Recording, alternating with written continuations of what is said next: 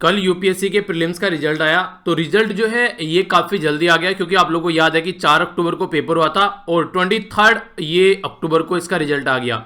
तो काफ़ी स्पीड में यूपीएससी यहाँ पर काम कर रही है, क्योंकि जो एग्ज़ाम होना था वो एग्ज़ाम की डेट जो थी ऑलरेडी काफ़ी पोस्टपोन हो चुकी थी। तो इसके चलते जो पैटर्न में इनको चीज़ें लेकर आनी है ताकि नेक्स्ट ईयर का जो कैलेंडर है उसको फॉलो किया जा सके। तो ये जो रिजल्ट आया, जब भी कोई रिजल्ट आता है तो मिक्स रेस्पॉन्स देखने को मिलता है। कुछ बच्चे ऐसे होते हैं जिनका सिलेक्शन होता है, कुछ बच्चे ऐसे होते हैं जिनका सिलेक्शन नहीं होता है। तो यहाँ पर ये वीडियो आप लोग जाकर देखिएगा। ये वीडियो देखने के ये बोल रहा हूँ, उसके पीछे एक पर्पज है, छोटा सा पर्पज यहाँ पर यह है कि कई सारे बच्चों के द्वारा उस वीडियो के नीचे कमेंट किए गए। तो उन कमेंट्स में आप लोगों को कुछ चीजें जानने को मिलेगी। कुछ चीजें क्या जानने को मिलेगी? कई सारे बच्चों के सिलेक्शन हुए हैं, वो खुश हैं, पर लेकिन कई सारे बच्चे ऐसे हैं जो सिलेक्शन ना हुआ पर लेकिन कुछ ऐसी पैटर्न बने हुए हैं, जैसे कि उनका कई सारे बच्चे ऐसे जिनका जीएस क्लियर हो गया, सीसेट क्लियर नहीं हुआ। कई सारे ऐसे भी हैं जिनका सीसेट क्लियर हो गया, जीएस क्लियर नहीं हुआ। तो वहां से आप लोगों को कई सारी चीजें सीखने को मिलेगी कि आगे आने वाला टाइम जो कि 27 जून को प्रीलिम्स आप लोगों का ये होने वाला है नेक्स्ट ईयर, जो कि ज्यादा टाइम नहीं बचा है, तो उसको ध्यान में रखते हुए आप लोग चीजों को कैसे लेकर चल सकते हैं। तो सबसे बड़ी बात जो मैं आप लोगों को बोलना चाह रहा हूं, ये बोलना चाह रहा हूं कि देखिए, अब आप लोगों ने बहुत मेहनत की है, यहां तक आप लोग आकर पहुंचे हैं, ये सबके बस की बात नहीं होती है। अगर किसी को लग रहा है कि बहुत कम ऐसा कोई एक पैटर्न बना है जिसमें कि जीएस क्लियर हो गया, सीसेट क्लियर नहीं हुआ, तो ये देखिए एक छोटी सी एक गलती आप लोग बोल सकते हैं कि जो आप लोगों ने प्रैक्टिस नहीं की है, तो उसको लेकर मायूस होना कोई सही बात नहीं है। हाँ देखो, दुख लगेगा, वो बिल्कुल नॉर्मल सी बात है, एक ह्यूमन बीइंग होने के नाते, एक इंसान होने के नाते दुख सबको होता है और होना भी चाहिए। तो अब आप लोगों का क्या करना है आगे, आप लोगों को क्या लेकर चलना है, तो वो बातें मैं आप लोगों से बेसिकली थोड़ी सी यहां पर 2-4 मिनट स्टार्टिंग के डिस्कस करने वाला हूं। कई सारे बच्चों के मेल आए और कई सारे बच्चे काफी खुश है जिनका सिलेक्शन हुआ। तो जिनका सिलेक्शन हुआ है पहले उनके बारे में बात करता हूं।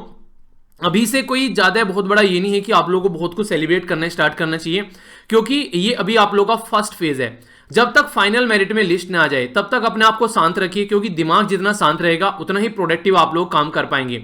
इसका मतलब ये नहीं कह रहा कि मैं आप लोगों को ये कह रहा हूं खुश नहीं रहना है, खुश रहना है आप लोगों को अच्छे से, पर लेकिन आप लोगों को अपनी खुशी जो है वो उस लेवल पर नहीं दिखानी है कि हाँ बहुत कुछ कर दिया है, ऐसा कुछ हो गया है, वो नहीं है। काफी सारे इंसान ऐसे होते हैं कि प्रीलिम्स क्लियर करने के बाद में दिखाने लगते हैं कि पता नहीं क्या कर दिया है, तो वो चीजें नहीं करनी है। दूसरों को सलाह देने लगते हैं ये कर लो वो कर लो, मतलब जो टाइम उनका मेंस के लिए प्रिपरेशन करने का है वो टाइम उसको एंजॉयमेंट में निकाल देते हैं। तो ये आप लोगों को अभी नहीं करना है। जो भी आप लोगों को दूसरों को जो ज्ञान की बातें बतानी है, जो भी आप लोगों को उनको एक अच्छी डायरेक्शन देनी है, एक बार आप लोग अपना मेंस का एग्जाम दे लीजिए, उसके बाद में आप लोग सबको अच्छे से सजेस्ट कीजिएगा कि आप लोगों ने क्या किया और सामने वाले को क्या करना है। मेरा कहने का मतलब यह कि फाइनल मेरिट में एक बार अपना नाम लेकर आ जाइए, उसके बाद में फिर आप लोगों को सजेशन देते रहना, क्योंकि अभी जो टाइम है वो काफी कम है, काफी क्रूशियल टाइम है। तो इसका एक एक दिन जो है वो आप लोगों को अच्छे से यूटिलाइज करना है। एक एक दिन क्या, मैं तो बोलूंगा कि जो घंटे हैं उसमें आप लोगों को अपना जो टाइम टेबल है वो काउंट कर लेना चाहिए और उसके हिसाब से चीजों को लेकर चलना चाहिए। पर वीक मिनिमम एक ऐसे आप लोगों को जरूर लिखना है निबंध, जो कि आज भी मैं आप लोगों को दूंगा। तो निबंध जरूर लिखना है। आंसर राइटिंग पर पूरा आप लोगों का फोकस अब हो जाना चाहिए, जिसमें मैं भी आप लोगों की हेल्प करूंगा। कुछ पुराने क्वेश्चन पे, कुछ पुराने जो क्वेश्चन है वो आप लोगों को देता हुआ चलूंगा, ताकि आप लोग आंसर राइटिंग कर सकें। और इसी के साथ में कुछ एथिक्स का पोर्शन भी मैं आप लोगों को यहां पर पोस्ट किया करूंगा, जो कि आंसर राइटिंग ग्रुप है उसके अंदर में, या फिर टेलीग्राम पर। तो उनको आप लोग एक तरीके से कनेक्ट रहिए उनके साथ में, ताकि आप लोगों को कोई भी अपडेट जो है वो मिस ना हो। ठीक है, आप लोग अच्छी चीजों को फॉलो करते चलते रहिए। इसी के साथ में जो डिटेल एप्लीकेशन फॉर्म है उसको बड़े ही ध्यान से भरना है। खासकर उन बच्चों को बोल रहा हूं, कई सारे बच्चे ऐसे हैं फैमिली के जिनका फर्स्ट टाइम सिलेक्शन हुआ है, जो कि पहली बार प्रीलिम्स देने जा रहे थे। तो उनके लिए यही है कि थोड़ा सा पेशेंस रखते हुए आप लोगों को डेफ को भरिए, डिटेल एप्लीकेशन फॉर्म जिसको आप लोग बोलते हैं, क्योंकि बहुत बड़ा रोल प्ले करने वाला है आगे के सिलेक्शन प्रोसीजर में। तो बिल्कुल शांत दिमाग से आप लोगों को ये काम करना है, कोई हफरा तफरी नहीं करनी है। एक बात और ध्यान रखनी है कि लास्ट तक भी लेकर इसको नहीं जाना है कि बिल्कुल एंड में जाकर भरते रहें, तो वो भी काम आप लोगों को नहीं करना है। तो एक बैलेंस अप्रोच लेकर आप लोगों को चलनी है। और खासकर जो बच्चे नेक्स्ट ईयर प्रीलिम्स देकर मेंस लिखने वाले हैं, वो भी थोड़ा सा इन चीजों के बारे में जानने की कोशिश कीजिए, क्योंकि जब रिजल्ट आता है तो आप लोग थोड़ा सा इन चीजों को लेकर एक्साइटेड भी होते हैं और डरे डरे भी रहते हैं। अगर पहले से इन चीजों को आप लोग प्रिपेयर करके प्लान कर अपने माइंड में चलोगे तो आगे आप लोगों को प्रॉब्लम फेस नहीं करनी पड़ेगी। तो ये भी एक छोटी सी बात है, एक छोटा सा बात के एक छोटा सा सजेशन है जो आप लोग इंप्लीमेंट कर सकते हैं। और दूसरा जो सबसे बड़ा बात है, जो सबसे बड़ा सजेशन है, वो ये है कि आप लोग अभी प्रीलिम्स के पीछे मत लग जाइए कि प्रीलिम्स खत्म हुआ है प्रीलिम्स के पीछे लग जाइए। अगर इसी पैटर्न में आप लोग चलेंगे तो जैसे ही नेक्स्ट ईयर का प्रीलिम्स क्लियर होगा, आप लोग फिर से एक नए दरवाजे पर खड़े होंगे। तो अभी से अगर आप लोग मेंस की तैयारी करें, अपना पहले स्टार्टिंग में थोड़ा सा फोकस कीजिए। अक्टूबर चल रहा है, नवंबर, दिसंबर, या फिर मैं बोलूंगा जनवरी तक भी आप लोग अपने मेंस को पूरा फोकस दीजिए, अपना ऑप्शनल सब्जेक्ट कवर कर लीजिए, एसए, एथिक्स, ये सारी चीजें अच्छे से इनके ऊपर पकड़ बना लीजिए, ताकि जब आप लोग प्रीलिम्स देने बैठे ये सारी चीजें आप लोगों के हाथ में हो, आप लोग इनके ऊपर पकड़ो और फिर मेंस में आप लोगों को ज्यादा प्रॉब्लम फेस न करनी पड़े। एक और सजेशन है, जो बच्चे सेलेक्ट हो गए प्रीलिम्स के लिए वो काफी बार देखने को मिलते हैं, जो आप लोगों के सब्जेक्ट होते हैं, खासकर जो सब्जेक्ट आप लोग चूज करते हैं क्वालिफाइंग, जो कि मेंस के लिए आप लोग एग्जाम देते हैं, तो कई बार वो भी आप लोगों को खामियाजा भुगतना पड़ता है। जैसे सी सेट यहां पर अड़चन अड़ा देता है, ऐसे ही मेंस में वो सब्जेक्ट जो है क्वालिफाइंग सब्जेक्ट अड़चन अड़ा देते हैं, तो उनको भी कम से कम एक वीक जरूर दीजिएगा, जितना टाइम, मतलब एक वीक नहीं, पूरा नहीं, मतलब उनको घंटों में, एक वीक में कम से कम कुल मिलाकर 8-10 या 10-12 घंटे उनको जरूर दीजिएगा, ताकि वो आपकी राह का रोड़ा न बन सके और आप लोग उसको क्लियर करके चल सकें। तो जिसका भी कंपलसरी हिंदी या फिर जो भी सब्जेक्ट आप लोगों ने चूज कर रखा है या फिर इंग्लिश है, तो वो भी आप लोगों को लेकर चलना है। तो ये वो बातें हैं जो कई बार मैंने देखा है कि कई सारे बच्चे फिर बोलते हैं सर इसमें रह गए। तो ये छोटी छोटी सी गलतियां अगर आप लोग रिपीट नहीं करेंगे तो आप लोग भी फाइनल मेरिट में अपना नाम पाएंगे। तो यही एक छोटा सा काम है जो आप लोगों को करना है, और ये सजेशन है एक तरीके से, इसको प्लीज इंप्लीमेंट कीजिएगा। और देखिए हमारी जो फैमिली है सेल्वी फैमिली, उसमें बहुत सारे बच्चों का सिलेक्शन होता है, ठीक है, पर लेकिन जैसे जैसे चीजें आगे बढ़ती हैं वैसे वैसे चीजें कम होती चली जाती हैं, तो आप लोग मेंस के ऊपर ज्यादा फोकस नहीं देते हैं, ठीक है। तो मेंस के लिए अच्छे से प्रैक्टिस कीजिए, जो भी आप लोग कर सकते हैं मेंस के लिए, जो जितना मेरे से होगा मैं आप लोगों के साथ हूं, जितना आप लोगों को मैं अपनी साइड से कर सकता हूं जरूर करूंगा। बाकी आप लोग भी थोड़ा सा जितना अपने आप से कर सकते हैं, इधर उधर पूरा हाथ पैर मारिए, पूरा अच्छे से प्रैक्टिस कीजिए, क्योंकि प्रैक्टिस एक ऐसी चीज है जो फाइनल डेस्टिनेशन तक आप लोगों को पहुंचाएगी। तो उसमें कोई कोताही नहीं बरतनी है। ये जो कुछ टाइम है ये आप लोगों के पास में अप्रोक्सीमेट 100 दिन के करीब अगर लगा के चलें, तो इनको अगर अच्छे से आप लोग यूटिलाइज करेंगे तो आप लोग अपनी लाइफ को चेंज कर सकते हैं बहुत शानदार तरीके से। तो ये चीजें हैं जो आप लोग लाइफ में इंप्लीमेंट कर चलिए, जिससे आप लोगों को आने वाले टाइम में एक सुनहरा भविष्य देखने को मिलेगा। और अगर खुदा ना खास्ता कोई ऐसी चीज भी हो गई कि आगे चलकर आप लोग की सिलेक्शन नहीं हुआ अगर मेंस में या फिर आगे चलकर, तो उसको उस तरीके से मत लीजिएगा कि हाँ बिल्कुल चीजें खत्म हो चुकी हैं, यहां पर आकर फिर से पीछे जा रहे हैं। नहीं, ऐसा नहीं कर रहे हैं। फिर से आप लोगों के सामने एग्जाम है तो डटे रहना है। योद्धा का काम ही यही होता है कि हार नहीं मानना है। हार मान लिया इसका मतलब है कि कहानी खत्म हो गई है, ठीक है। जब तक आप लोग हार नहीं मानेंगे तब तक कहानी खत्म नहीं होती है। तो वही बात है कि पिक्चर अभी बाकी है मेरे दोस्त, तो वो वाला डायलॉग फॉलो कीजिए और आगे बढ़िए, क्योंकि ये कुंभ का मेला नहीं है, फिर कुछ महीनों बाद आ रहा है। तो इसको लेकर अपनी लाइफ में इतना बड़ा इंपैक्ट ना डाले कि हाँ बस जिंदगी इसी से कनेक्ट कर लिए। प्रेशर मत बनाइए लाइफ में कि हाँ जो है यही है, इसके बिना कुछ नहीं होगा जिंदगी में। ऐसा जब आप लोग चीजें इसके साथ में कनेक्ट कर लेते हैं तो फिर आप लोगों को खामियाजा भुगतना पड़ता है। तो ये छोटी सी चीजें हैं जो कि कई सारे बच्चे, कई सारे रो रहे। एक बच्चा बोले सर सुसाइड करने का मन कर गया। यार एक एग्जाम की वजह से सुसाइड करोगे? आगे चल के डिस्ट्रिक्ट चलाने की बात कर रहे हो, सोचो क्या बोल रहे हो एक मिनट के लिए। मुझे लगता है हाँ कि दर्द होता है, सबको होता है, हर एक इंसान को दर्द होता है जब सिलेक्शन नहीं होता है। तो ये सारी चीजें आप लोग उनको इस तरीके से कन्वर्ट कीजिए कि आप लोग उसको पॉजिटिव वाइब्स में लेकर आइए, ठीक है, ना कि उससे नेगेटिव चीजें निकालें। ओके, और थोड़ा सा अपनी हेल्थ का ध्यान जरूर रखिए। मौसम चेंज होता है, हेल्थ खराब होती है, तो ये भी काफी ज्यादा जरूरी है, जो काफी बच्चे जो है इग्नोर कर देते हैं। और खासकर कोरोना का टाइम चल रहा है तो थोड़ा सा और ज्यादा आप लोगों को इसके ऊपर फोकस देकर चलना है, ठीक है। तो यही बातें मुझे बतानी थी। बाकी टेलीग्राम में भी आप लोगों को कई सारी चीजें मिलती रहेंगी, और जो आंसर राइटिंग ग्रुप है उसका भी लिंक वीडियो के नीचे मिल जाएगा। तो स्टडी लवर वीर के नाम से सर्च कीजिएगा, वहां पर आप लोगों को सारी चीजें मिल जाएंगी, जहां जो भी चीजें मैं प्रोवाइड करा दूंगा। प्रैक्टिस में कोई कमी आप लोगों को नहीं छोड़नी है। और जो नेक्स्ट ईयर के लिए तैयारी कर रहे हैं, अब आप लोगों के सामने सारी चीजें क्लियर हैं, आप लोग भी लग जाइए अच्छे से, ठीक है। अभी एक वीडियो आने वाली है आप लोगों के लिए कि 2021 की तैयारी कैसे करें, ठीक है। तो वो वीडियो भी आप लोग की आएगी, तो उसको आप लोग देख के अपना प्लान बनाइएगा, कैसे कैसे क्या क्या चीजें आप लोग कवर करनी है, वो चीजें आप लोग अच्छे से कवर कीजिएगा, जिससे कि कोई भी प्रॉब्लम आप लोगों को फेस न करनी पड़े, ठीक है। तो ये कुछ बातें हैं जो आप लोग अपनी लाइफ में इंप्लीमेंट करके चल सकते हैं। और फिर यही बोलता हूं, जैसे मैं आप लोगों से पूरे वीक में संडे और सैटरडे बोलता हूं कि जान लगाकर रिविजन कर दो। संडे और सैटरडे में मत कुछ चीज नहीं पढ़ी, आप लोग रिवाइज कीजिए जितना आप लोग कर सकते हैं। तो ये चीजें आप लोगों को थोड़ा सा, अगर आप लोग एक प्रॉपर वे में अपनी लाइफ को एक डिसिप्लिन वे में आगे लेकर चलेंगे, तो फाइनल रिजल्ट आप लोगों के सामने होगा। जिनका फाइनल नाम आता है रिजल्ट में, वो एक अपनी लाइफ को एक डिसिप्लिन वे में लेकर चलते हैं। तो आप लोगों ने कहीं ना कहीं डिसिप्लिन ब्रेक किया है, इसीलिए ये चीजें आप लोगों के सामने हैं। अगर डिसिप्लिन वे में लेकर चलेंगे तो फिर आप लोग एक सही पैटर्न में अपने आप को पाएंगे, ठीक है। तो यही कुछ बातें हैं जो आप लोगों के साथ में शेयर करनी थी। तो सबसे पहले आप लोगों के सामने निबंध है जो कि आप लोगों को अटेम्प्ट करना है। तो यहां पर काफी इंपॉर्टेंट है, खासकर जिस तरीके से आज यूएन के बारे में हम लोग बात करेंगे। 24 अक्टूबर है तो यूएन से रिलेटेड डे भी है, उसके बारे में बात करूंगा, तो उसके बारे में भी आप लोग यहां पर थोड़ा सा आंसर राइटिंग में यूज कर सकते हैं। और इंडिया जिस तरीके से बढ़ रहा है आगे, तो उसके बारे में थोड़ा सा यूएन वाले आर्टिकल में आप लोगों से डिस्कस करूंगा, तो कई सारी चीजें जानने को मिलेगी। अगर मैं कोई आंसर राइटिंग के लिखने के लिए क्वेश्चन देता हूं या फिर कोई ऐसे देता हूं, तो इसका मतलब ये नहीं होता है कि उसी आर्टिकल को आप लोगों को बस यूज करना है। आप लोगों की जो भी नॉलेज है उस पर्टिकुलर टॉपिक को लेकर, उसको कंसाइज फॉर्म में आप लोग उसको लिखने की कोशिश कीजिए जितनी रिक्वायरमेंट है, ठीक है। तो यहां पर बोला जा रहा है कि India is leading power, India एक लीडिंग पावर है rather than just a balancing power, यानी कि ऐसा नहीं कि बस एक बैलेंस बनाने वाली पावर है कि हाँ यहां पर कमी है, यहां पर इंडिया बैलेंस बना देगा, नहीं, इंडिया एक लीडिंग पावर है। तो इसके बारे में आप लोगों का क्या तात्पर्य है, आप लोग इसके बारे में क्या सोचते हैं, ये पूरा निबंध आप लोगों को यहां पर लिखना है।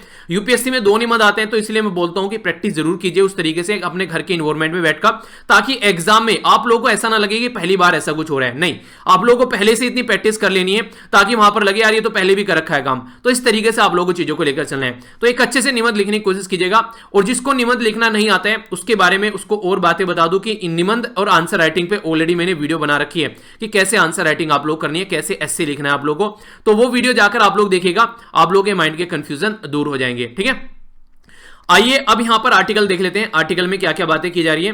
तो यहां पर कई सारे बच्चे बोलते हैं सर टाइम वेस्ट हो जाता है। देखिए टाइम वेस्ट नहीं होता है, जिस तरीके से चीजें स्टार्टिंग में आप लोगों को बताई हैं तो ये टाइम वेस्ट नहीं है, क्योंकि अगर आप लोग सोचिए आप लोग उस कैटेगरी में खड़े हो तो आप लोग कैसा लगेगा, कई सारे बच्चों के लिए ये एक हौसला होता है, तो उसको उस तरीके से मत देखा कीजिए, ये जरूरी होता है। या तो अलग वीडियो बनाता मैं इसके लिए कोशिश करता हूं, अलग वीडियो बना दूं, पर टाइम नहीं मिल पाता है तो इस वजह से प्रॉब्लम देखने को मिलती है, वरना इन चीज़ों पर कोशिश यही रहती है कि अलग वीडियो बना दूं, ठीक है। पर फिर भी अगर कुछ ऐसा होता है तो उसको थोड़ा सा बैलेंस कीजिए, इसलिए डिटेल में थोड़ा बता दिया, क्योंकि सैटरडे है, कम आर्टिकल है, तो इसलिए भी थोड़ा सा यहाँ पर आप लोगों को ये डिटेल में चीजें बताई। और कल ही रिजल्ट आया तो मेल्स की भरमार पड़ी हुई है, ठीक है, क्योंकि सिलेक्शन लिमिटेड होता है, बहुत सारे बच्चे ऐसे हैं जिनका सिलेक्शन नहीं हुआ है।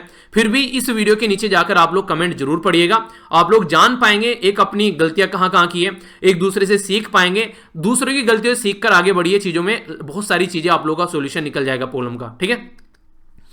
आइए अब आर्टिकल्स के ऊपर यहां पर नजर डालते हैं। काफी इंपॉर्टेंट आर्टिकल है, यूनाइटेड नेशन के बारे में यहां पर बात करें तो इसके बारे में डिटेल में डिस्कस करूंगा। इंपॉर्टेंट डे भी है, उसके बारे में भी हम लोग यहां पर जानेंगे।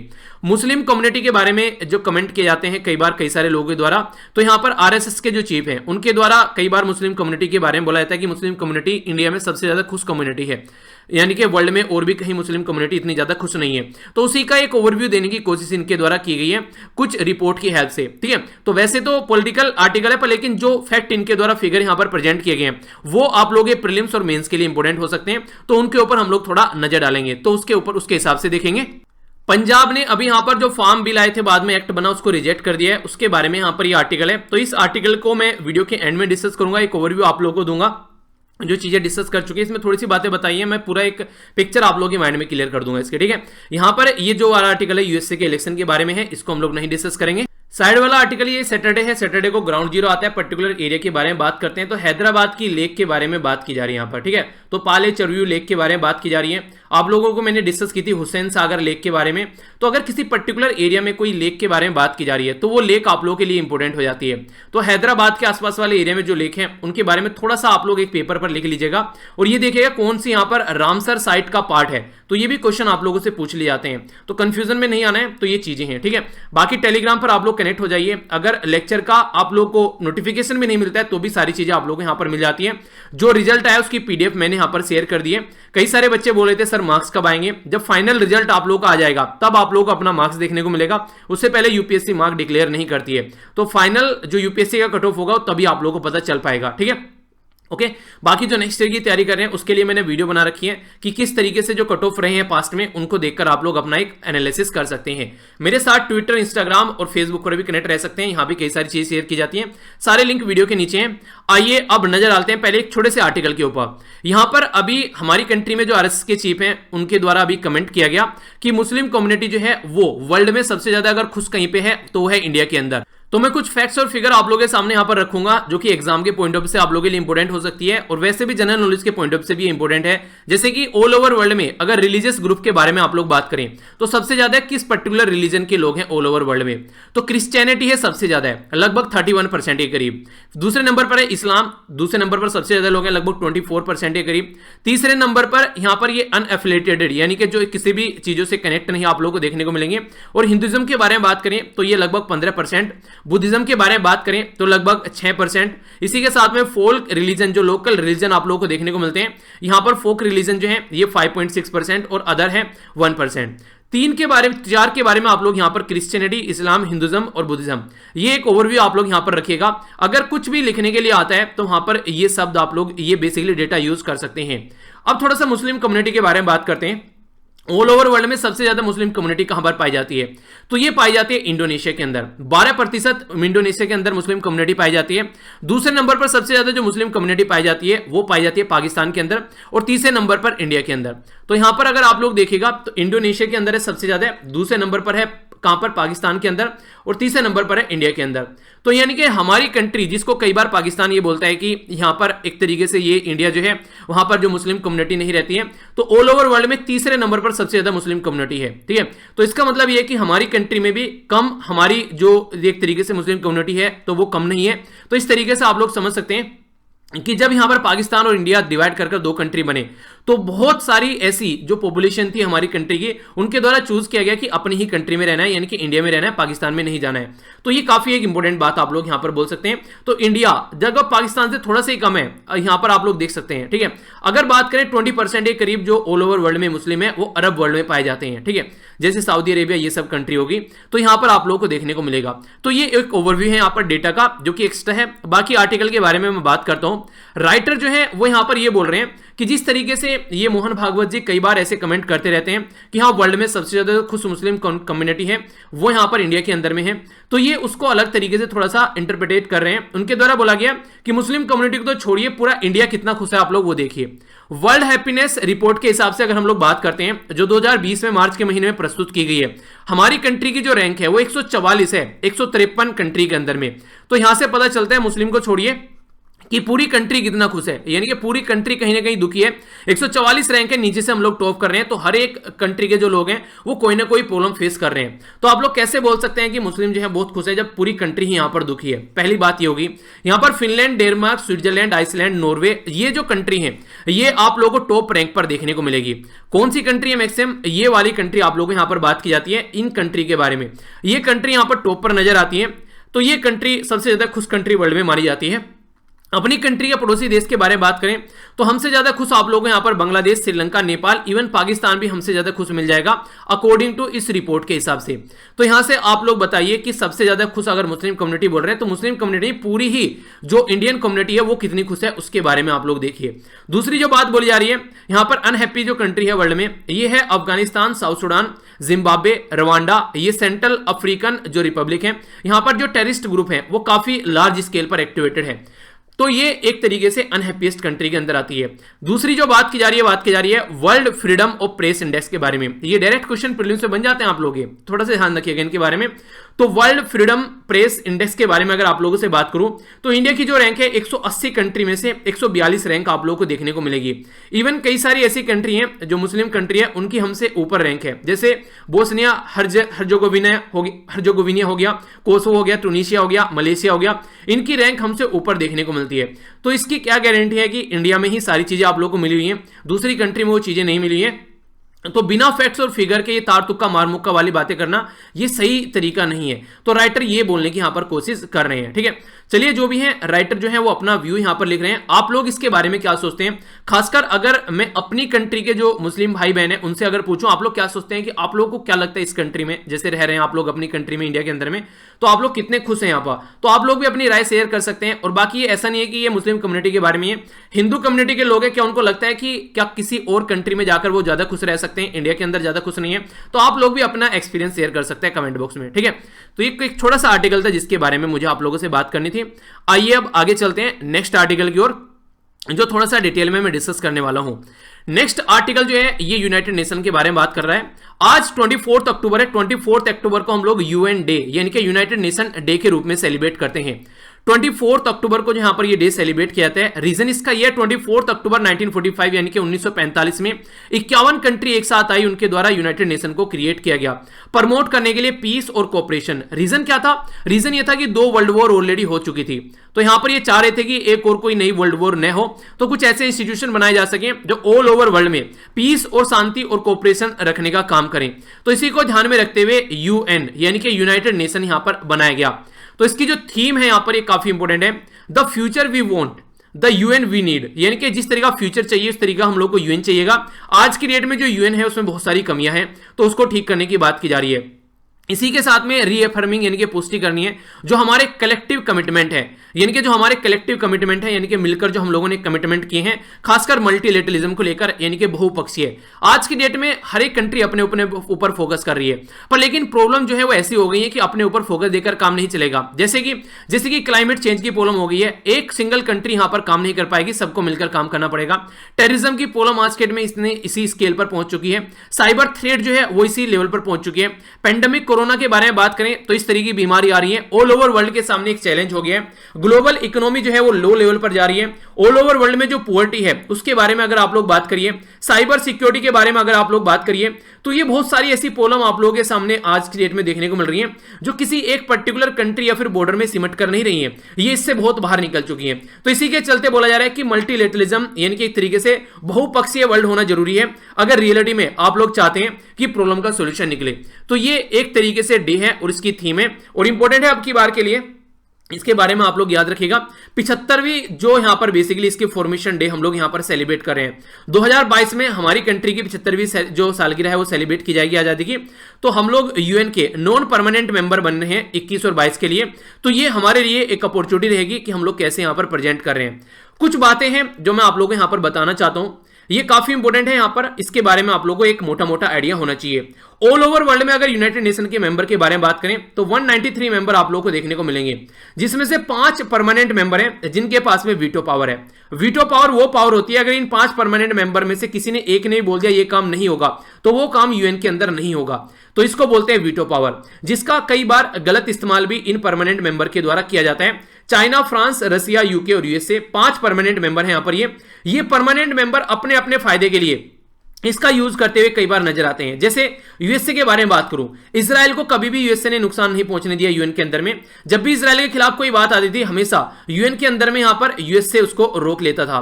इसी तरीके से पाकिस्तान को जो नुकसान पहुंचने से रोकता है बार बार यहां पर वो है चाइना। चाइना पाकिस्तान को कुछ भी नुकसान यहां पर नहीं होने देता है। तो इसलिए यहां पर जो यूएन है उसके जो परमानेंट मेंबर हैं जिनके पास में वीटो पावर है वो यहां पर इसका यूज ऑल ओवर वर्ल्ड की सुख और शांति के लिए न करके, जिसके लिए इसको बनाया गया था पीस और कोऑपरेशन के लिए, न करके अपने अपने हित के लिए इसका यूज कर रहे हैं। तो इसी के चलते बहुत सारी ऐसी प्रॉब्लम है आज के डेट में जो सामने निकल कर आ रही है जिनका सॉल्यूशन नहीं निकल पा रहा है।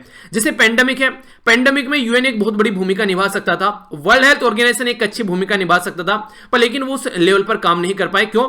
क्योंकि रियलिटी में इनके पास में रिसोर्सेज की कमी रहती है, कई बार दूसरी कंट्री के ऊपर डिपेंडेंसी रखनी पड़ती है, खुद की कोई प्रॉपर एक फोर्स नहीं है जिससे कि ये चीजों को परमानेंट वे में इंप्लीमेंट कर सके और किसी के अंदर इसका खौफ हो, वो भी आप लोगों को देखने को मिलेगा। यूएसए जो है कई बार अपनी मनमानी करता हुआ नजर आता है। अब चाइना भी उसी पैटर्न में चलता हुआ आप लोगों को नजर आ रहा है, जो कि यूएन अगर कुछ बोलता है तो उसकी वो नहीं सुनते हैं। अगर परमानेंट मेंबर के बारे में हम लोगों ने बात की जो कि 5 हैं, अब नॉन परमानेंट मेंबर के बारे में बात करते हैं जो कि 10 हैं। 3 अफ्रीका से हैं, 2 एशिया से है, लेटिन अमेरिका से 2 हैं। तो टोटल मिलाकर 2, 2, 4 और 3, 7, ठीक है, 7 और 3, 10। 2 यहां पर देखने को मिलेंगे वेस्टर्न यूरोप और अदर, और ईस्टर्न यूरोप से 1 देखने को मिलेगा। तो टोटल मिलाकर 10 ये मेंबर हो गए, 5 ये मेंबर हो गए, तो टोटल मिलाकर 15 मेंबर आप लोगों को देखने को मिलेंगे, जिसमें 10 नॉन परमानेंट और 5 परमानेंट मेंबर आप लोगों के सामने नजर आते हैं। ये सारे डिसीजन यहां पर लेते हैं कि किस तरीके से यूएन के अंदर काम चलना है, तो इनके द्वारा यहां पर ये डिसीजन लिए जाते हैं। अब जो राइटर है यहां पर वो इंडिया की जो जर्नी है यूएन को लेकर उसके बारे में यहां पर बात कर रहे हैं, पर लेकिन मैं इस आर्टिकल के ऊपर नहीं टिका रहूंगा। मैंने आप लोगों से बोला था एक आर्टिकल आप लोगों का देखने को मिला था कल, उसको भी यहां पर कवर करके चलूंगा, इस आर्टिकल को भी कवर करूंगा, और इसके अलावा और क्या सजेशन सुझाव हो सकते हैं उनको भी हम लोग यहां पर कवर करेंगे। तो मैं जो आर्टिकल यहां पर डिस्कस करूंगा वो एक होलिस्टिक वे में डिस्कस करके चलूंगा, जिससे कि आप लोगों के माइंड में कोई कंफ्यूजन न रहे। पर सबसे पहले आप लोगों के सामने यहाँ पर जो आर्टिकल है उसके ऊपर नजर डालते हैं। 75वीं एनिवर्सरी जो है यहाँ पर यूएन की फाउंडिंग जो फाउंडेशन इसका रखा गया था वो यहाँ पर है। तो हमारे सामने कई सारी अपॉर्चुनिटी हैं कि जो जो प्रॉब्लम चल रही है, जो जो चैलेंज हमारे हैं उनका सोल्यूशन निकाले। यानी कि एक तरीके से पैटर्न देखने को मिला है, फ्यूचर में क्या चैलेंज आ सकते हैं, प्रेजेंट टाइम में क्या चैलेंज है, तो उनका एक सोल्यूशन निकालकर हम लोग चल सकते हैं। पंडित जवाहरलाल नेहरू जी जो कि हमारी कंट्री के पहले प्राइम मिनिस्टर थे, उनके द्वारा बोला गया था जब यूएन की जनरल असेंबली को वो एड्रेस कर रहे थे दिसंबर 20, 1956 में, तो उनके द्वारा क्या बोला गया था? इनके द्वारा बोला गया था कि of course even if the United nation did not do anything wonderful, यानी कि ऐसा नहीं है कि यूनाइटेड नेशन ने बहुत कुछ वंडरफुल किया है, हम लोग बोल सकते हैं कि यूनाइटेड नेशन के आने से मिरेकल हो गया, तो ऐसा कुछ नहीं देखने को मिला है। पर फिर भी ये फैक्ट है कि अपने आप में ही ये काफी ज्यादा सिग्निफिकेंस रखता है। यानी कि आप लोग ये नहीं बोल सकते कि इसने कुछ नहीं किया है, हाँ यह है कि बहुत बड़ा कुछ काम नहीं किया है, पर लेकिन फिर भी इसकी एक बहुत बड़ी इंपॉर्टेंस है यूनाइटेड नेशन के बारे में अगर हम लोग बात करते हैं। तो कहने का मतलब ये कि यूएन की प्रेजेंस को आप लोग इग्नोर नहीं कर सकते। हाँ यह है कि बहुत ज्यादा आप लोग ये नहीं कह सकते कि हाँ यूएन ने बहुत कुछ किया है, पर लेकिन फिर भी इसकी प्रेजेंस को इग्नोर नहीं कर सकते हैं। एंटी कॉलोनियलिज्म के बारे में बात करें तो वहां पर अगर आप लोग देखिए एंटी रेसिज्म के बारे में बात करें, न्यूक्लियर डिसआर्मामेंट के बारे में बात करें, इन्वायरमेंट कंजर्वेशन के बारे में बात करें और इसी के साथ में इक्विटेबल जो इकोनॉमिक डेवलपमेंट के बारे में बात करें, तो यूएन के द्वारा काफी बड़ा रोल यहां पर इन पर्टिकुलर एरिया में प्ले किया गया है। पर लेकिन फिर भी अगर रियलिटी में सॉल्यूशन आप लोग देखिए तो रियलिटी में ऐसे भी एरिया है जहां पर यूएन जो है वो अपनी परफॉर्मेंस ऐसी नहीं दिखा पाया जैसी एक्सपेक्टेशन यूएन से लगाई जाती थी। जैसे अफगानिस्तान का इशू देख लीजिए, ईरान और इराक का इशू आज की डेट में देख लीजिए, नॉर्थ कोरिया का इशू आप लोग देख लीजिए, पैलेस्तीन का इशू आप लोग यहां पर देख लीजिए, बहुत सारी अफ्रीकन कंट्री में आप लोगों को प्रॉब्लम देखने को मिल जाएगी। तो यूनाइटेड नेशन का जो सॉल्यूशन होना चाहिए था वो एक ऐसा सॉल्यूशन होना चाहिए था जिससे जहां पर भी प्रॉब्लम है वहां पर ये रोल प्ले कर सके, पर लेकिन ऐसा नहीं देखने को मिलता है। तो यानी कि आप लोग बोल सकते हैं कि यूनाइटेड नेशन में एक सिक्का है जिसके दो पहलू हैं, एक पहलू ऐसा है कि जहां काम किया है, एक पहलू ऐसा है जहां काम नहीं किया है। तो इस तरीके से जहां काम किया है वो एक अच्छा एरिया आप लोग बोल सकते हैं, अच्छी बात है, पर लेकिन जहां काम नहीं किया है वहां अब टाइम है कि उसके लिए काम करके चला जाए। अपनी कंट्री के बारे में बात करें तो हमारी कंट्री के लिए जो काफी खतरनाक ईयर था वो था 1990। 1990 वो ईयर था हमारी कंट्री के लिए जब यहां पर जो वर्ल्ड है वो चेंज हो रहा था। रीजन क्या था? एक तो कोल्ड वॉर जो थी वो खत्म हो गई, कोल्ड वॉर यूएसए और यूएसएसआर के बीच में जो एक वॉर चल रही थी, यूएसएसआर को आज के डेट में रसिया आप लोग बोल सकते हैं, बहुत सारी कंट्री अलग निकल गई, तो इनके बीच में एक वॉर चल रही थी। वॉर जो थी वो ऐसी नहीं थी कि ग्राउंड पर एक दूसरे के सामने लड़ रहे हैं, महाभारत चल रहा है, नहीं, ये एक दूसरे की होड़ कर रहे थे, यानी कि तुमने ये बनाया तो हम ये बना लेंगे, तुम कैपिटलिस्ट हो तो हम कम्युनिस्ट हैं, तुमने बम बनाया हमने बम बना लिया, तुमने सैटेलाइट छोड़ा हमने सैटेलाइट छोड़ लिया। तो इस तरीके से लगे हुए थे, आपस में लड़ रहे थे, डायरेक्ट ग्राउंड पर नहीं लड़ रहे थे। इसी के साथ में डिसइंटीग्रेशन हो गया यूएसएसआर का, यानी कि सोवियत यूनियन का, तो फिर रसिया कंट्री बचा और बाकी एक सिंगल पावर बन गया ऑल ओवर वर्ल्ड में, हो गया यूनाइटेड स्टेट ऑफ अमेरिका, जिसको ग्लोबल पुलिसिंग की तरीके से देखा जाने लगा। यानी कि यूएसए एक ऐसी कंट्री उभर कर आया कि इसके सामने कोई टिकने वाला नहीं था, अकेला इसको जो भी बोल दिया उसका ऑल ओवर वर्ल्ड में इंपैक्ट पड़ता था। यानी कि यहां तक बोला जाने लगा कि अगर यूएसए को जुकाम हो गया, यूएसए को छींक आ गई, तो ये समझिए ऑल ओवर वर्ल्ड को जुकाम हो गया। तो ये इस तरह की पावर यूएसए के हाथ में आ गई। पर लेकिन जैसे जैसे चीजें आगे बढ़ी फिर से जो पैटर्न चेंज हुआ तो फिर से कुछ नई चीजें देखने को मिली, जैसे कि चाइना उभरकर सामने आ गया यूएसए को टक्कर देने के लिए। कई सारी कंट्री आज के डेट में बोल सकते हैं, France, Germany, Japan, south Korea और इंडिया, इस तरीके से बहुत सारी कंट्री आज के डेट में ऐसी हैं कि आप लोग नहीं बोल सकते कि यूएसए अकेला ऑल ओवर वर्ल्ड को अपने कंट्रोल में कर सकता है। तो मल्टीलेटरल वर्ल्ड यहां पर सामने निकल कर आया। अनसर्टेन जो पॉलिटिकल क्लाइमेट देखने को मिला हमारी कंट्री में, एक तो ये हो रहा था चेंज काफी लार्ज स्केल पर, दूसरा हमारी कंट्री के पॉइंट ऑफ व्यू से अगर बात करें तो कोएलिशन गवर्नमेंट का ये एरा चल रहा था, तो उसकी वजह से काफी ज्यादा प्रॉब्लम देखने को मिल रही थी। नेक्स्ट यहां पर बैलेंस पेमेंट क्राइसिस आ गया हमारी कंट्री में। इस टाइम पर हमारी कंट्री में जो सबसे बड़ी प्रॉब्लम रही, जब हमारी कंट्री में प्राइवेटाइजेशन, ग्लोबलाइजेशन और लिबरलाइजेशन किया गया, जिसको एलपीजी रिफॉर्म के नाम से भी आप लोग जानते हैं। इकोनॉमी में इसके बारे में मैंने आप लोगों का कंप्लीट लेक्चर लिया है। तो यहां पर हमारी जो कंट्री की इकोनॉमी है उसको ओपन करने की बात की गई और ये शर्त रखी गई तभी हमारी कंट्री की हेल्प की जाएगी। हमारी कंट्री के पास में इतना भी पैसा नहीं था कि वो एक हफ्ते से ज्यादा अपना क्रूड ऑयल, कच्चा तेल खरीद सके, तो ये कंडीशन देखने को मिल रही थी। तो इसकी शर्त रखी गई कि हम लोग अपनी मार्केट को ओपन करें। मार्केट को ओपन करने का मतलब क्या है? हमारी कंट्री की पॉपुलेशन वर्ल्ड में सेकंड नंबर पर दूसरी पॉपुलेशन है, तो यानी कि कहने का मतलब ये है कि एक ह्यूज मार्केट है। खाने का सामान खरीदेगा, कपड़े खरीदेंगे, जूते खरीदेंगे, टीवी खरीदेंगे, साइकिल खरीदेंगे, कार खरीदेंगे। तो ये एक मार्केट की तरीके से इसको देखा जाता है, खासकर कैपिटलिस्ट वर्ल्ड के द्वारा, जो एक तरीके से जो नहीं प्राइवेट जो वर्ल्ड है वो प्रॉफिट के ऊपर फोकस करता है। तो यूएसए ने बोला कि इंडिया अपने दरवाजे खोले हमारी प्राइवेट कंपनीज के लिए, तो तब हम लोग हेल्प करेंगे। तो ये चीजें थी जब यहां पर इंडिया थी, उसके अंदर काफी कुछ चेंज आया, कुछ काफी सारी पॉजिटिव चीजें आप लोगों को देखने को मिली। 21st सेंचुरी जो यहां पर एक रिमार्केबल चेंज लेकर आई, खासकर इकोनॉमिक परफॉर्मेंस हमारी काफी बढ़ी। लिबरलाइजेशन और ग्लोबलाइजेशन आप लोगों को देखने को मिला हमारी कंट्री में, जिसके चलते हमारी कंट्री की प्रोफाइल चेंज हो गई, जिसको इग्नोर किया जा रहा था काफी लंबे समय से। इसी के साथ में अगर बात करें पीस कीपिंग ऑपरेशन में, अफ्रीका कॉन्फ्लिक्ट खासकर एरिया में हमारी कंट्री के द्वारा काफी बड़ा रोल अपनी पीस कीपिंग फोर्स भेजकर वहां पर अपना रोल प्ले किया जाता है। अगर अपनी कंट्री के बारे में बात करें तो एक रिस्पॉन्सिबल स्टेक होल्डर सामने निकल कर आया, यानी कि चाइना के पास में पावर आ गई। तो आप लोगों ने सुना होगा ये the great power comes with great responsibility, यानी कि अगर आप लोगों के हाथ में पावर है तो इसका मतलब ये कि आप लोगों के हाथ में रेस्पॉन्सिबिलिटी भी है। पर लेकिन चाइना एक रेस्पॉन्सिबल बिहेवियर नहीं दिखा रहा है यहां पर, जिस तरीके से चाइना की हरकतें देखने को मिलती है। पर लेकिन इंडिया ने हमेशा से बोला है कि जो मास डिस्ट्रक्शन के जो वेपन है उनको आप लोग साइड में कीजिए, जैसे न्यूक्लियर वेपन वगैरह हो गया। इसी के साथ में क्लाइमेट चेंज को लेकर इंडिया काफी ज्यादा सीरियस रहता है, आप लोग देखते हैं इसी के बारे में इंडिया बात करता है और आज के में काफी अच्छे से फॉलो करके चलता है। इवन हमारी कंट्री की कल्चर में आप लोगों को नेचर देखने को मिलेगी, यानी कि हम लोग कई सारे पेड़ पौधों की पूजा करते हैं, आप लोगों ने ये देखा होगा। तो हमारी कंट्री की कल्चर में ये चीजें हैं। यूएन में अगर फंडिंग की बात करें तो काफी लार्ज स्केल पर हम लोगों ने अपना सपोर्ट दिखाया, तो वो भी बढ़कर हमारा पहले 0.34% था, अब 0.83% यहां पर देखने को मिल रहा है। हमने ड्राफ्ट भी यहां पर लेकर आए टेररिज्म को कंट्रोल करने का, हालांकि ये चीजें हम लोग इंप्लीमेंट नहीं कर पाए, वो एक अलग बात है। कहने का मतलब यहां पर यह है कि इंडिया ने एक रेस्पॉन्सिबल पर्सन की तरीके से बिहेव किया है, ना कि इररेस्पॉन्सिबल पर्सन की तरीके से। इंडिया की प्रोफाइल के बारे में अगर आप लोगों से बात करूं, जैसे ह्यूमन राइट काउंसिल में हमारी सीट, वर्ल्ड जो कोर्ट में हमारी सीट, इसी के साथ में फंक्शनल जो कमीशन है economic and the social council उसके अंदर हमारी सीट, तो कई सारे जो यूएनएससी के अंदर स्लॉट है उसमें हम लोगों ने अपनी जगह बनाई, और ऐसी जगह बनाई जिसमें चाइना और यूके को भी हमारे द्वारा हराया गया। तो आज की डेट में ऐसा नहीं है कि इंडिया की कोई पोजीशन नहीं है, तो हम लोग काफी अच्छी पोजीशन पर हैं।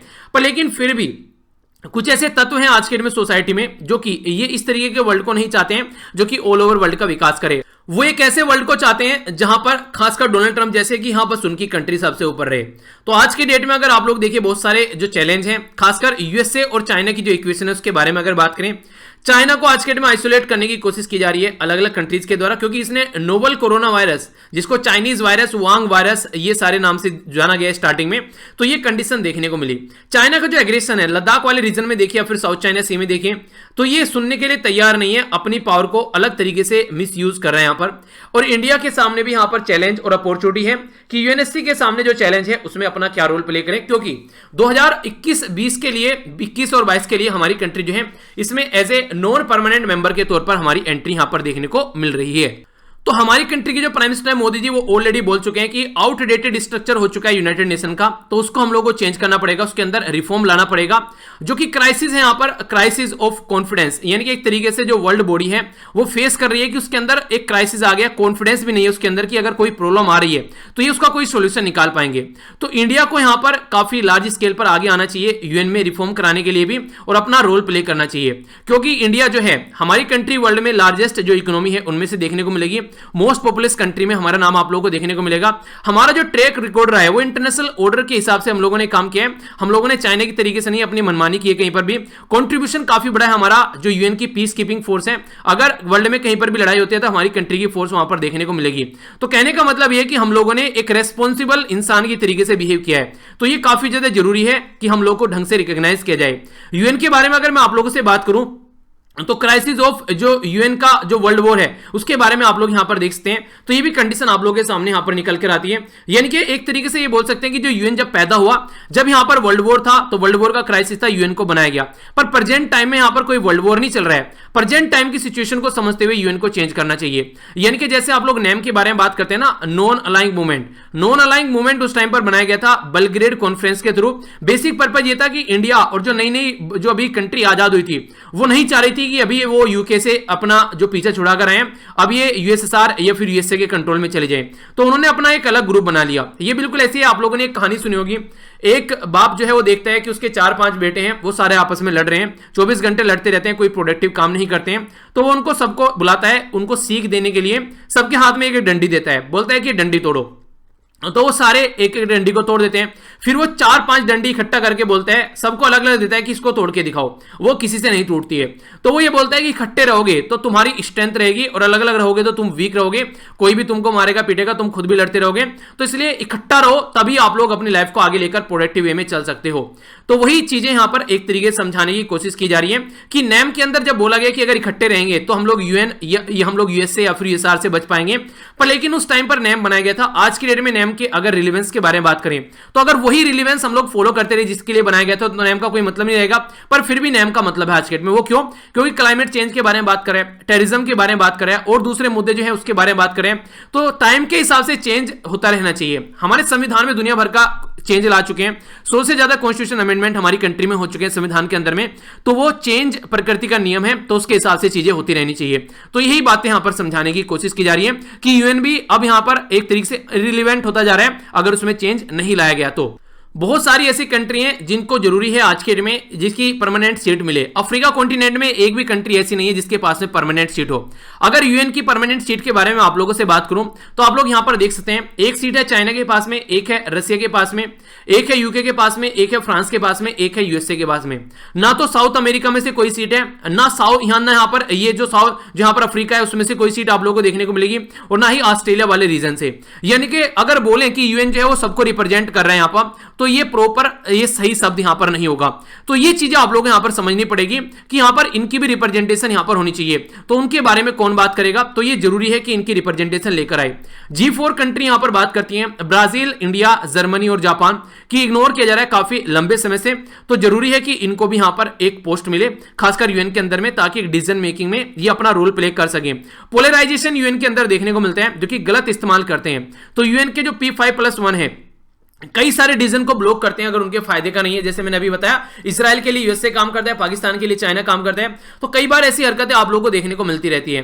तो यहां पर एग्जैक्टली यूएन के लिए काम न कर ऑल ओवर वर्ल्ड के लिए करना है काम कर अपने अपने हितों के लिए काम करती है कंट्री, जो कि हमको सोचने के लिए मजबूर करते हैं कि क्या रियलिटी में यूएन जिस पर्पज के लिए बनाया गया था वो पर्पज यूएन फुलफिल कर पा रहा है। तो हम लोग को सोचने के लिए थोड़ा सा इसके ऊपर फोकस देना पड़ेगा। तो उसको आज के हिसाब से हम लोग को चेंज करना चाहिए। अगर चेंज करने के बारे में मैं आप लोगों से बात करूं तो ऐसा नहीं है कि यूएन के अंदर चेंज करने की मुहिम नहीं है। बार बार यहां पर बात की जाती है इंटर गवर्नमेंटल नेगोशिएशन के द्वारा, कई बार यहां पर बोला जा चुका है कि यूएन के अंदर चेंज लेकर आना चाहिए। तो यूएन के अंदर जब यहां पर इसको बनाया गया था, यहां पर रिफॉर्म के बारे में कई बार बातें कर चुके हैं। यहां पर अगर बात करें इसके बारे में 2007 में जो यूएन के मेंबर उनके द्वारा डिसाइड किया गया कि इंटर गवर्नमेंटल नेगोशिएशन प्रोसीजर को लेकर चलेंगे।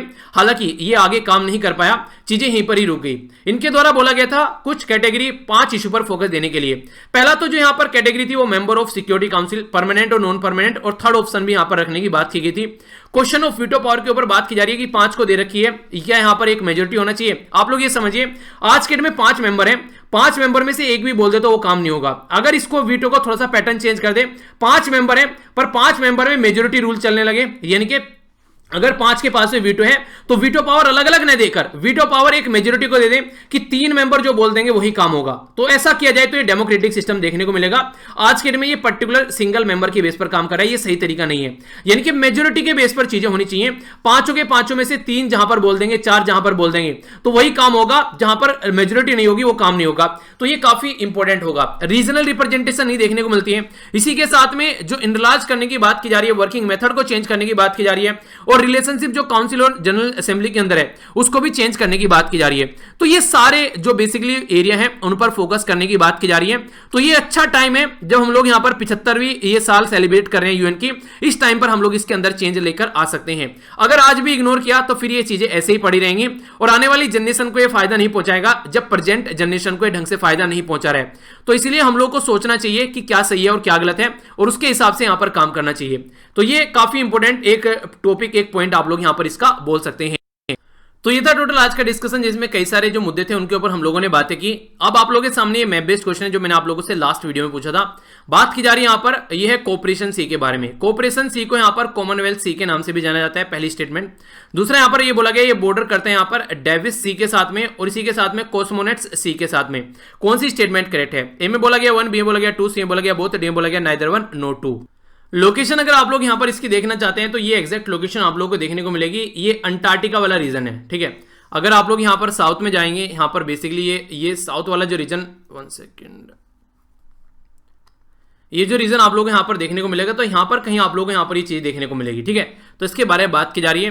तो यहाँ पर बोला गया कि ऊपर आप लोगों को यहाँ पर कोस्मोनोटस सी आप लोगों को देखने को मिलेगा, इसी के साथ में दाविस सी आप लोगों को देखने को मिलेगा। तो ये एग्जैक्ट लोकेशन है जिसके बारे में आप लोग याद रख सकते हैं। तो दोनों की दोनों स्टेटमेंट यहाँ पर करेक्ट है। तो आंसर क्या हो गया इसका? आंसर यहाँ पर इसका सी सही हो गया। अगर यहां तक आप लोगों ने लेक्चर देख लिया है तो पीडीएफ डाउनलोड कर लीजिएगा, और यहीं पर ही मैंने आप लोगों को जो कल जो रिजल्ट है उसकी पीडीएफ भी यहां पर ये प्रोवाइड करा दी है, और यहां से आप लोग ये जो आप लोगों के जो नंबर है वो तो देख ही सकते हैं। इसके साथ में और भी कई सारी चीजें यहां पर शेयर की जाती है, और यहां पर नंबर नहीं, यहां पर रोल नंबर आप लोगों को मिलेंगे, क्योंकि नंबर तो जब आप लोग का फाइनल रिजल्ट आएगा उसके बाद में आप लोगों को देखने को मिलेगा। मैं फिर से एक बात यहां पर बोलना चाहूंगा, इसके नीचे जाकर कमेंट जरूर पढ़िएगा एक बार, आप लोग कई सारी चीजें जानने को मिलेगी, उससे आप लोग समझ पाएंगे क्या क्या गलतियां कौन कौन कर रहे हैं। खासकर जो फर्स्ट टाइम प्रिपरेशन कर रहे हैं और नेक्स्ट ईयर उनका पहला अटेम्प्ट है, उनके लिए तो एक और अच्छी बात होगी कि आप लोग और अच्छे से फोकस देकर चल सकते हैं, कि आप लोग दूसरों की गलतियों से सीख सकते हैं। तो बेसिक पर्पज ये है कि कमेंट एक बार जरूर पढ़िएगा, ठीक है। तो मिलता हूं नेक्स्ट लेक्चर में। तो हाँ, अपने नंबर जरूर बताइए जिसका सिलेक्शन हुआ है और जिसका सिलेक्शन नहीं हुआ है, ताकि एक कट ऑफ का भी एक अंदाजा लग सके कि हाँ एग्जैक्टली कट ऑफ क्या रहने वाला है यहाँ पर, यानी कि उसका एक आइडिया लगा सके। तो बड़ों को नमस्ते, छोटों को प्यार, छोटी सी लाइफ है, एंजॉय करो यार। मिलता हूं नेक्स्ट लेक्चर में, तब तक के लिए जय हिंद।